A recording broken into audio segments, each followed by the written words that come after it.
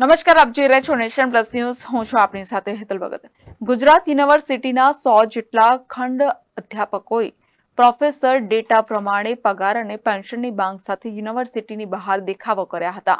ગુજરાત રાજ્યના 100 જેટલા ખંડ અધ્યાપકોએ ગુજરાત યુનિવર્સિટી બહાર દેખાવો કર્યા હતા. પોતાની વર્ષો જૂની માંગણીઓને લઈને અધ્યાપકોએ દેખાવો કર્યા હતા. અધ્યાપકોએ કાળા કપડાં પહેરીને હાથમાં બેનરો સાથે પોતાનો રોષ વ્યક્ત કર્યો હતો. અધ્યાપકોએ પ્રોફેસર ડેટા પ્રમાણે પગાર અને પેન્શનની માંગ કરી હતી. તેમણે આક્ષેપ કરતા કહ્યું કે પટાવાળા કરતા ઓછા પગારમાં અમે કામ કરી રહ્યા છીએ. હવે જીવન રામ ભરોસે થઈ ચૂક્યું છે, એટલે અમે રામધૂમ બોલાવીએ. સરકારને વિનંતી છે કે અમારા પ્રશ્નોનું નિરાકરણ ઝડપી આવે.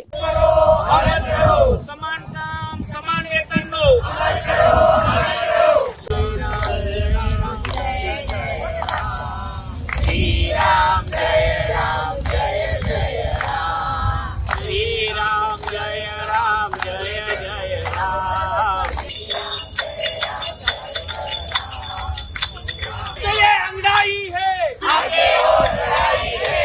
અમારી મુખ્ય બે માંગો છે.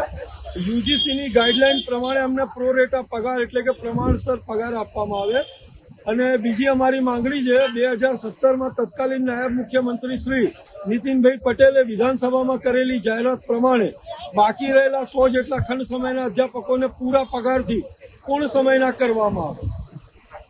અત્યારે હાલમાં અમે ફક્ત 8,400 થી 25,200 રૂપિયાનો પગાર મેળવી રહ્યા છે. તમામ 30 વર્ષથી વધુ નોકરી કરી ચૂક્યા એવા અધ્યાપકો છે. આ પગાર અમારા પટાવાળા કરતાં પણ ઓછો પગાર છે. 30 વર્ષથી પ્રોફેસર તમામ પ્રક્રિયા પૂર્ણ કરીને યોગ્યતા જે તે સમયે જે યોગ્યતા હતી એ પ્રમાણે લેવાયેલા છીએ અમે.